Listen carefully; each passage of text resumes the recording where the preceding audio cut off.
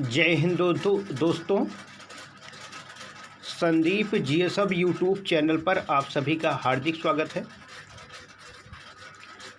और आप लोग तैयारी कैसी चल रही है, आप लोग कमेंट बॉक्स में बताया करें।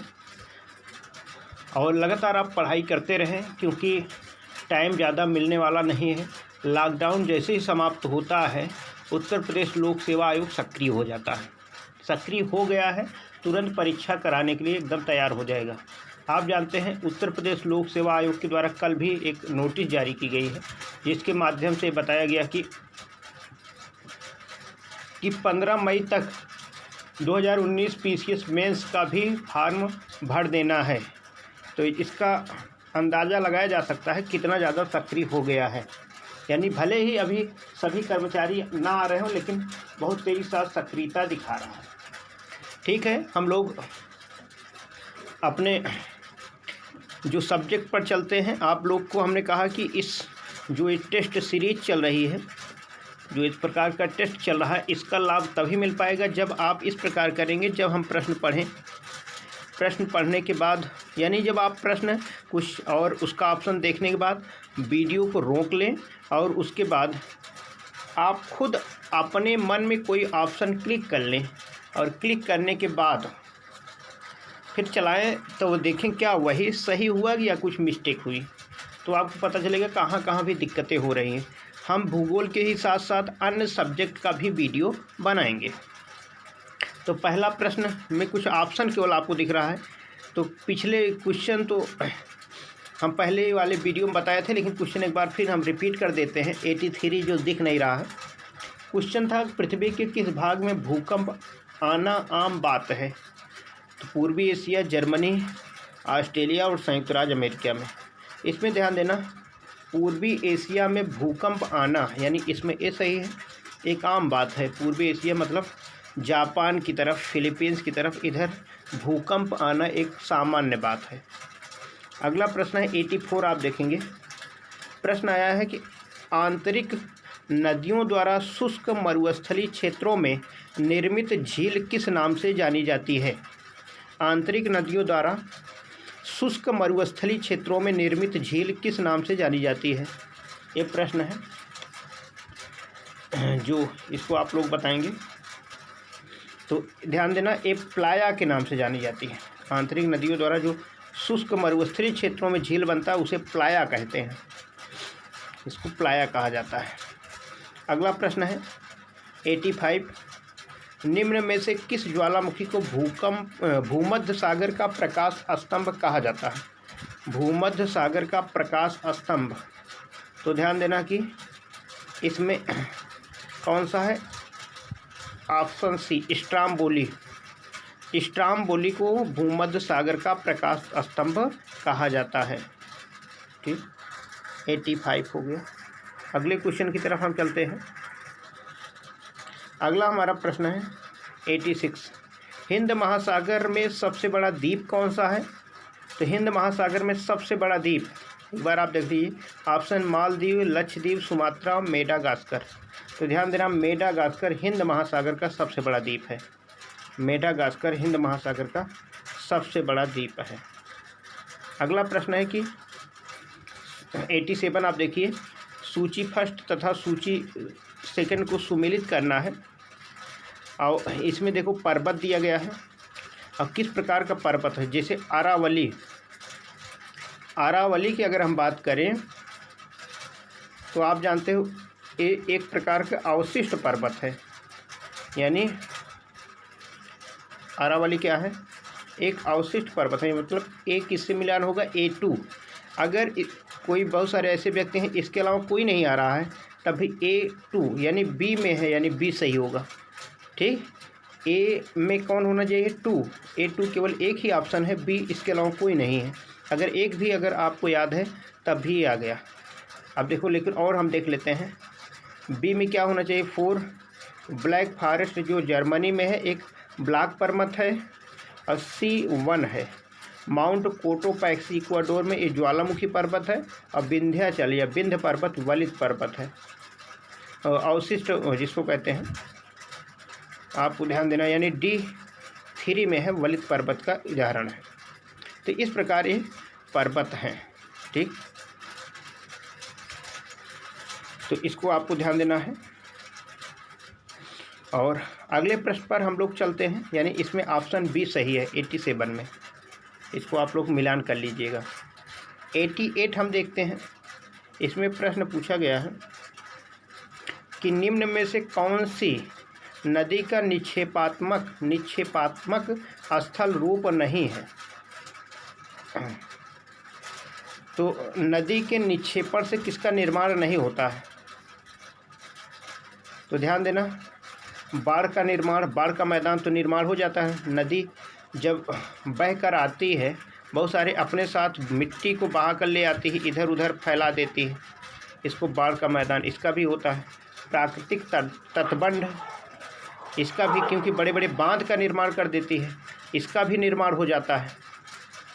जलोढ़ शंख, इसका भी निर्माण होता है। लेकिन नदी विसर्प, इसका निर्माण नहीं होता है। यानी नदी के निक्षेपात्मक स्थल रूप में जो नदी विसर्प है या मियांडर है, नहीं आता। यानी इसमें ऑप्शन सी सही होगा। ऑप्शन सी सही होगा, ध्यान देना, ऑप्शन सी। 88 में ऑप्शन सी सही है। 89 में बहुत बारे प्रश्न पूछा गया, शान का पठार, सभी को याद होगा, आप लोग को जितने लोग पढ़ रहे हैं लगभग, सामान्य सा क्वेश्चन। शान का पठार म्यांमार में स्थित है। और म्यांमार और भारत की सीमा पर अराकान योमा, और म्यांमार की जो एक नदी है जिसको म्यांमार की जीवन रेखा कहा जाता है, इरावदी नदी।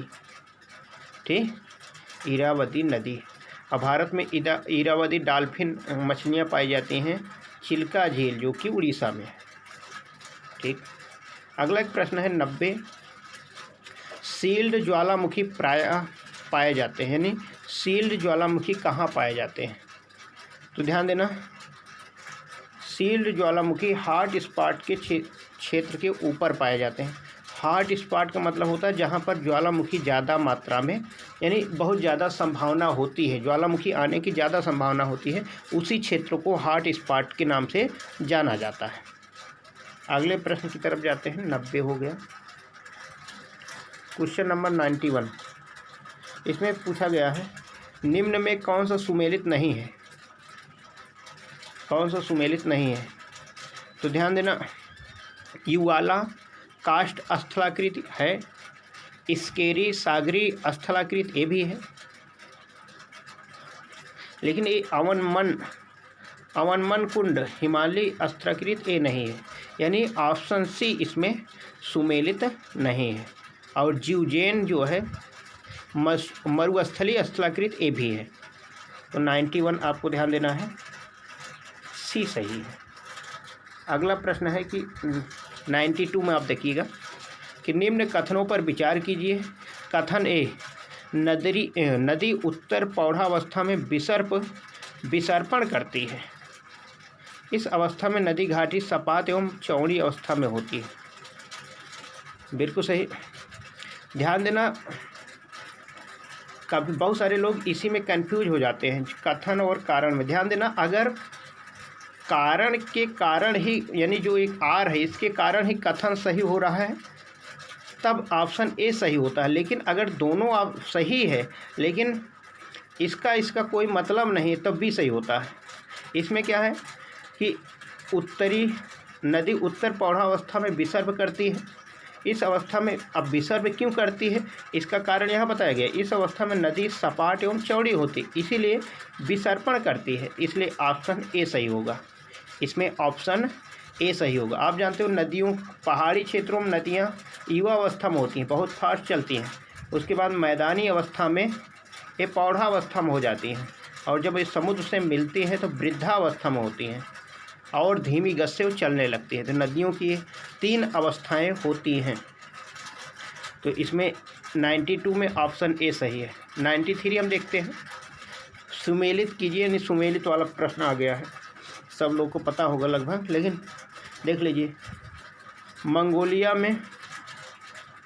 मंगोलिया चीन के बगल में उलान बटोर जिसकी राजधानी है, उसमें मरुस्थल है गोबी, यानी A1। ठीक, A1 होगा। 93 क्वेश्चन नंबर 93। अब आपने देखा भारत में थार मरुस्थल है और B4 हो गया, A1 B4। तो आप समझ गए कौन सा सही होगा, A1 B4, यानी बी वाला ऑप्शन बिल्कुल सही हो रहा है। C3 अर्जेंटीना में पेंटागोनिया और D2 चिली में आटाकामा मरुस्थल, बिल्कुल सही। इसमें बी बिल्कुल सही है, तो इसमें क्या है, ऑप्शन बी सही है।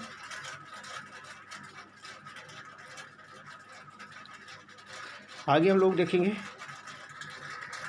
94 क्वेश्चन नंबर 94 में कहा गया है, परित्यक्त डेल्टा का उदाहरण निम्न में से किस नदी द्वारा प्रस्तुत किया जाता है। परित्यक्त डेल्टा 94, गंगा, अमेजन, नील, ह्वांगो। तो ध्यान देना, चीन में जो नदी बहती है ह्वांगो, जिसको पीली नदी भी कहा जाता है और चीन का शोक भी कहा जाता है, इसको चीन का शोक भी कहा जाता है, ये परित्यक्त डेल्टा का उदाहरण है। आगे हम लोग चलेंगे क्वेश्चन नंबर 95 में। इसमें ध्यान देना कि यहाँ पर मिलान करना है। अगर हम बात करें तो इसको 95 में, और इधर आप थोड़ा देखेंगे यहाँ पर, तो ग्रेट डिवाइडिंग रेंज सबको पता है ऑस्ट्रेलिया में, यानी B3 में है, यानी दो ऑप्शन में है A और B, यानी इसको आप देखेंगे और यहाँ पर कोड दिया गया है ग्रेट डिवाइडिंग रेंज B3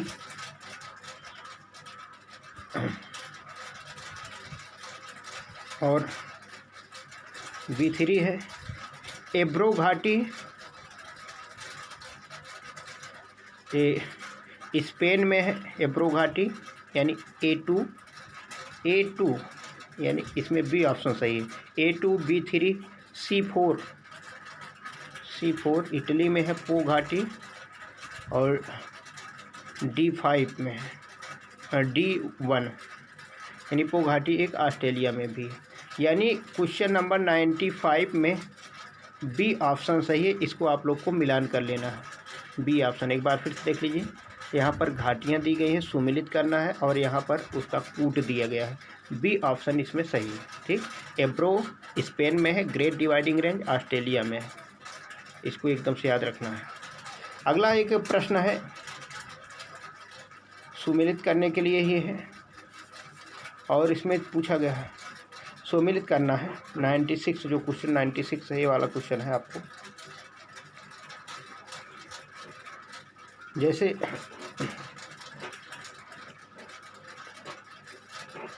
आप लोग इसको देख लेंगे,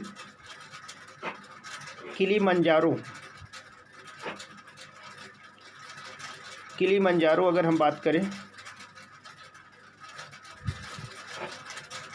तो किलीमंजारो क्या है, एक पर्वत है।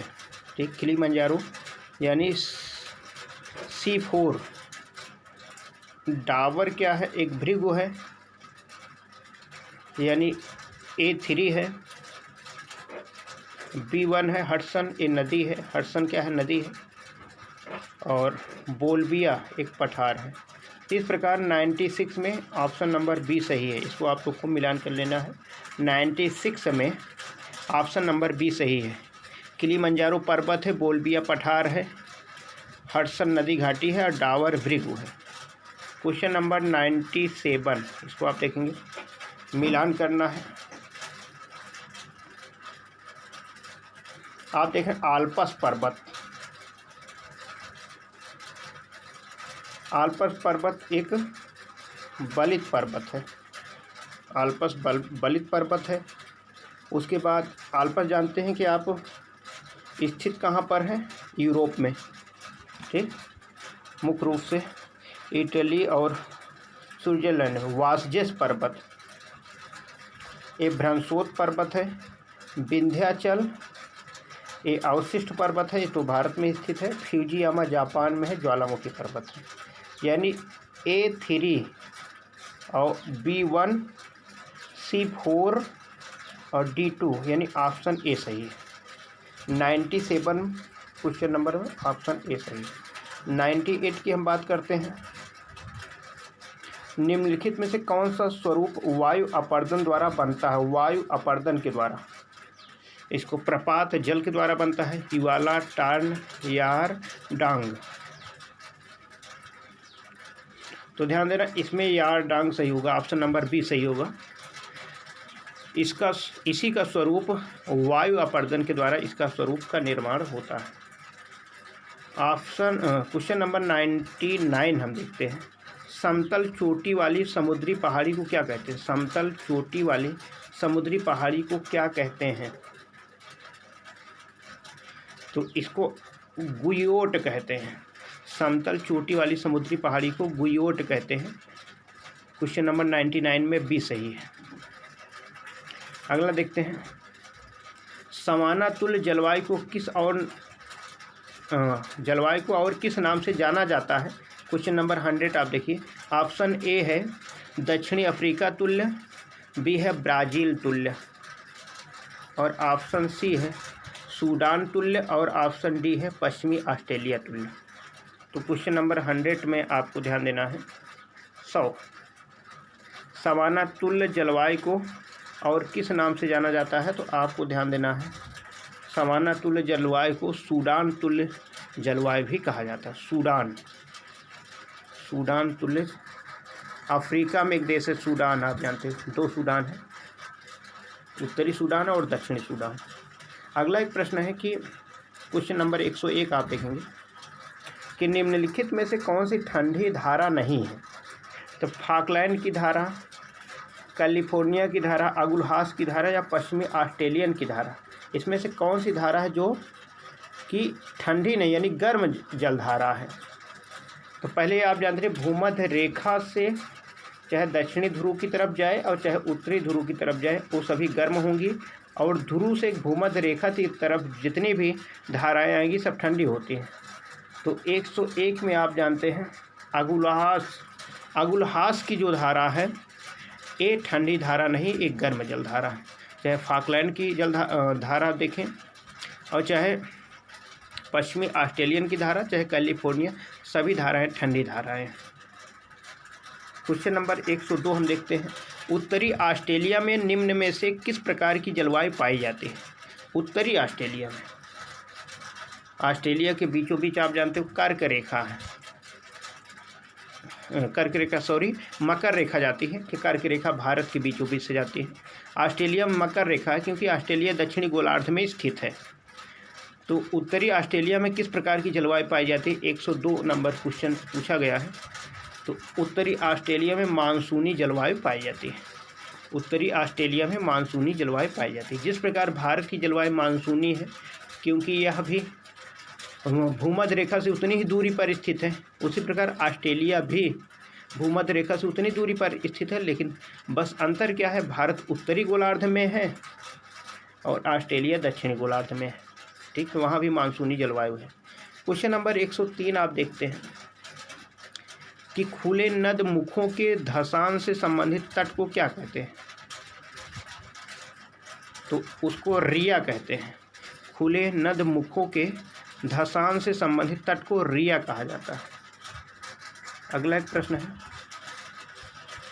हडसन मोहक घाटी कहाँ पर स्थित है? हडसन मोहक घाटी कहाँ पर? अब हडसन कहाँ पर, हडसन नदी कहाँ पर बहती है, पहले इसको आपको देखना पड़ेगा। तो हडसन नदी आप जानते हैं एक कनाडा में बहती है। तो हडसन मोहक घाटी कहाँ पर स्थित रहेगी? कनाडा में।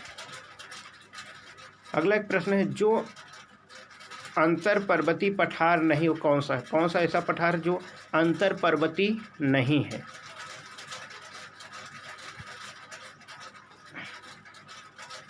तो मेटाग्रासो का पठार जो है वो अंतर पर्वतीय पठार नहीं है, मेटाग्रासो का पठार। अगला प्रश्न है क्वेश्चन नंबर 106, पर्वतों की उत्पत्ति का रेडियोधर्मिता सिद्धांत संबंधित है, किससे संबंधित है? तो जौली से, याद रखना, पर्वतों की उत्पत्ति का रेडियोधर्मिता सिद्धांत जौली से संबंधित है। जौली एक वैज्ञानिक थे, उन्होंने यह सिद्धांत दिया था। स्थल, क्वेश्चन नंबर 107 आप देखेंगे, स्थल रूप संरचना प्रक्रम तथा समय का प्रतिफल होता है, यह सूत्र किसने स्थापित किया? तो इसको WM डेविस ने स्थापित किया। स्थल रूप संरचना प्रक्रम तथा समय का प्रतिफल होता है, यह सूत्र किसने दिया? WM डेविस ने। अगले प्रश्न की तरफ हम चलते हैं। क्वेश्चन नंबर 108 हम देखेंगे, पेडीमेंट निर्माण संबंधित है। 108 पेडीमेंट निर्माण संबंधित है नदी क्रिया के द्वारा। किसके द्वारा? नदी क्रिया के द्वारा इसका निर्माण होता है। अगला प्रश्न है 109, निम्न में से कौन सी वायुमंडलीय परत है जिसमें ऊंचाई के साथ तापमान में वृद्धि अंकित की जाती है?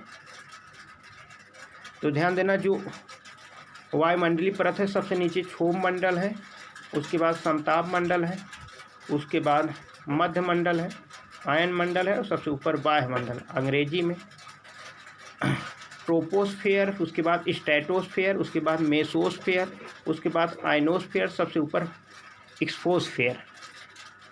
तो ध्यान देना कि जो ट्रोपोस्फेयर यानी क्षोभ मंडल, इसमें मौसम संबंधी सभी घटनाएं होंगी।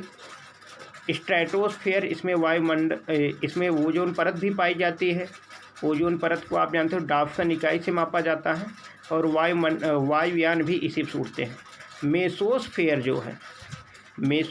जो है ये मध्यमंडल, इसमें ऊंचाई के साथ तापमान में वृद्धि होती है। तो इसमें ऑप्शन नंबर बी सही है। ऑप्शन नंबर बी, मेसोस्फेयर में ऊंचाई के साथ तापमान में वृद्धि होती चली जाती है। अगला प्रश्न है 110, निम्न में से कौन शुष्क पर्यावरण से संबंधित है? शुष्क पर्यावरण से संबंधित। तो ध्यान देना, शुष्क पर्यावरण कहाँ होता है? प्लाया, याद रखना। अभी हम शुरू में ही प्रश्न देख लिए थे, थोड़ी देर पहले हमने देखा था। शुष्क पर्यावरण कहाँ पाया जाता है? प्लाया से संबंधित है। हमने देखा था मरुस्थलीय क्षेत्रों में जो नदियों द्वारा एक झील का निर्माण होता है, उसको प्लाया कहा जाता है। तो शुष्क पर्यावरण से कौन संबंधित है? प्लाया। अगला हम प्रश्न देखेंगे, नदी के शीर्ष से मुहाने की ओर जाने पर, क्वेश्चन नंबर 111 आप देखिए, नदी के शीर्ष से मुहाने की ओर जाने पर मिलने वाले भूदृश्यों का निम्नलिखित में से कौन सा सही क्रम है? ए है जलप्रपात, अंतर संबंधित स्तर, नदी वेदिका, बाढ़कृत। बी में देखते हैं, अंतर संबंधित स्पर, जलप्रपात, नदी वेदिका या बाढ़कृत मैदान। सी में देखते हैं, जलप्रपात, नदी वेदिका, अंतर संबंधित स्पर और बाढ़कृत। तो क्वेश्चन नंबर 111 में हमने देखा, इसमें ये सही है, यानी जलप्रपात, नदी वेदिका, उसके बाद अंतर संबंधित स्पर, बाढ़कृत मैदान, ये सही है, बिल्कुल सही है। अगले प्रश्न की तरफ चलते हैं। 112, क्वेश्चन नंबर 112 हम चलें तो अर्धचंद्राकार मरुस्थलीय आकृति किस नाम से जानी जाती है? बहुत ही अच्छा प्रश्न है, कई बार ये प्रश्न पूछा गया है। 112, क्वेश्चन नंबर 112 देखिए, अर्धचंद्राकार मरुस्थलीय आकृति किस नाम से जानी जाती है? आपके माइंड में जो उत्तर हो क्लिक कर गया होगा, उत्तर है क्या है? सी, बरखान के नाम से जाना जाता है। बलुआ पत्थर बदलता है, यानी बलुआ पत्थर किस में बदलता है? तो बलुआ पत्थर क्वार्टजाइट में बदल जाता है। बलुआ पत्थर क्वार्टजाइट में बदल जाता है। क्वेश्चन नंबर 114, रासायनिक विधि से निर्मित अवसादी चट्टान का उदाहरण है। रासायनिक विधि से निर्मित अवसादी चट्टान का उदाहरण है। तो ध्यान देना, एक कौन है? जिप्सम। रासायनिक विधि से इसका निर्माण हुआ है, अवसादी चट्टान है जिप्सम। भूगर्भ शास्त्री, क्वेश्चन नंबर 115 आप देखिए, भूगर्भ शास्त्रीय दृश्य से निम्नलिखित में से कौन सा द्वितीय श्रेणी का स्थल स्वरूप नहीं है। द्वितीय श्रेणी का स्थल स्वरूप नहीं है, यानी पहली श्रेणी का स्थल स्वरूप है। क्वेश्चन नंबर 115 आप देखिए, तो जो महासागर है ये द्वितीय श्रेणी का स्थल स्वरूप नहीं है। क्वेश्चन नंबर 116,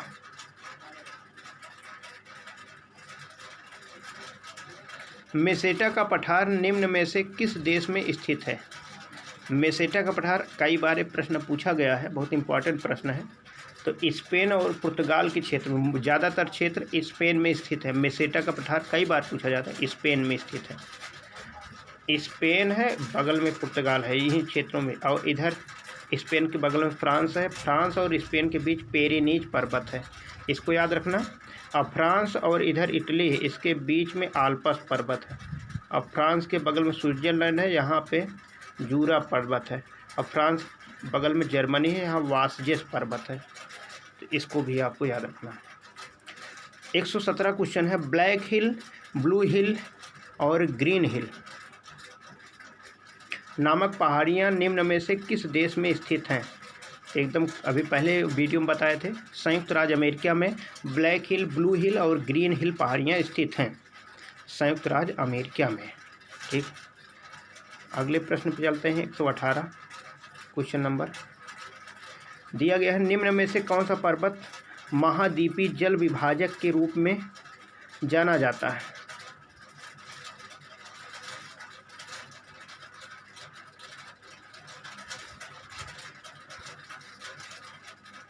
तो आपको बताना है निम्न में से कौन सा पर्वत महाद्वीपीय जल विभाजक के रूप में जाना जाता है। तो ध्यान देना, इसमें राकी पर्वत है जो महाद्वीपीय जल विभाजक के रूप में जाना जाता है। डाइक क्या है? क्वेश्चन नंबर 119 आप देखिए, डाइक क्या है?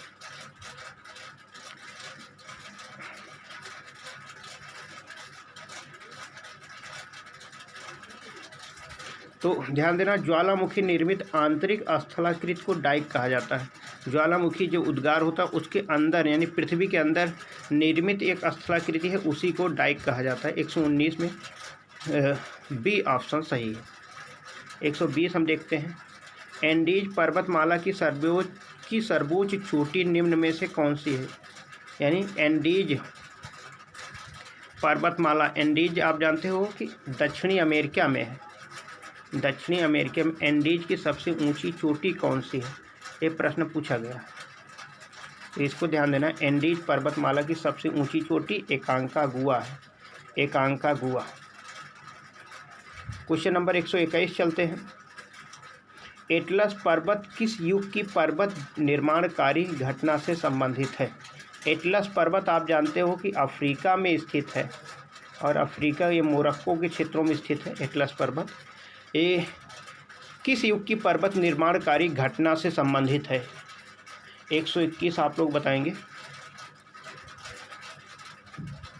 तो ध्यान देना, टर्शियरी युग में ही एटलस पर्वत का निर्माण हुआ था।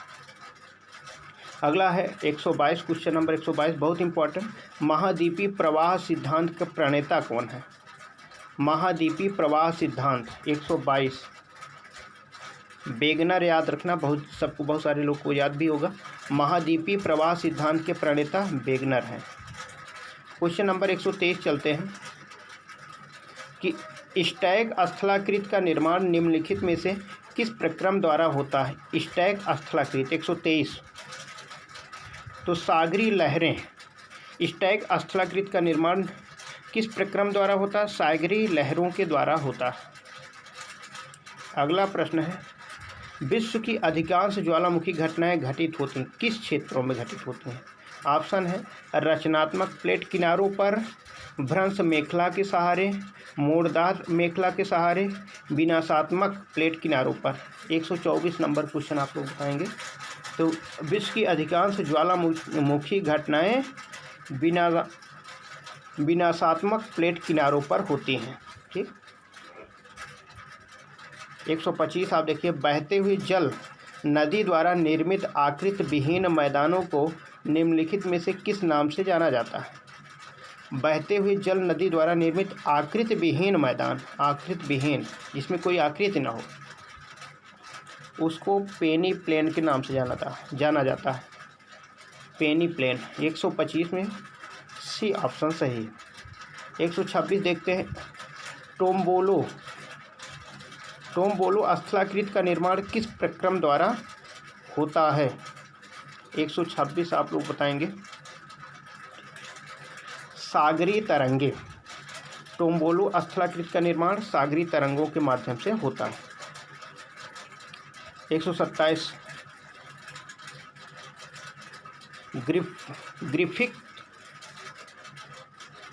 ग्रिफिथ टेलर के अनुसार मानव उद्गम क्षेत्र पाया जाता है, यानी 127 क्वेश्चन नंबर 127 आप देखेंगे। तो सबसे पहले मानव की उत्पत्ति अफ्रीका में हुई है। ठीक, मानव की उत्पत्ति अफ्रीका में हुई, उसके बाद ये अन्य देशों में पहुँचे। क्वेश्चन नंबर 128 आप देखेंगे कि निम्नलिखित में से कौन सी झील भ्रंश घाटी में स्थित है? तो बिल्कुल सही, भ्रंश घाटी अफ्रीका में है। अफ्रीका में विक्टोरिया झील है, जहाँ से नील नदी निकलती है। ये भ्रंश घाटी में स्थित झील है। चाड झील भी अफ्रीका में है, लेकिन ये सहारा मरुस्थल में है। टिटिकाका झील आप जानते हो दक्षिणी अमेरिका में है। और बैकाल झील विश्व की सबसे गहरी झील है, जो कि रूस में है। तो भ्रंश घाटी में स्थित है विक्टोरिया। हालांकि बहुत सारी झील हैं, लेकिन इस ऑप्शन में केवल विक्टोरिया ही सही। अगला प्रश्न है कि दक्षिणी गोलार्ध में किस अक्षांश के समीप स्थलीय भाग पूर्ण रूप से अनुपस्थित है? ध्यान देना, दक्षिणी गोलार्ध में 60 अंश अक्षांश पर कोई भी स्थल नहीं पाया जाता। ठीक, ये प्रश्न कई बार पूछा गया है। तो आपको इस प्रकार के वीडियो से लाभ बहुत मिलने वाला है। बस इसका उपयोग आपको करना क्या है कि क्वेश्चन देखने के बाद आपको वीडियो को थोड़ा रोक देना है 2-4 सेकंड। उसके बाद आपको समझ लेना है हाँ हमने जो पढ़ा है इसके अनुसार ये होगा, और तत्पश्चात आप वीडियो को जब चालू करेंगे तो उसमें आप पाएंगे कौन सा सही है। अगर मान लो गलत हो रहा है तो आप अपना मूल्यांकन कर पाएंगे। तो आज हम लोग बस यहीं तक। जय हिंद दोस्तों।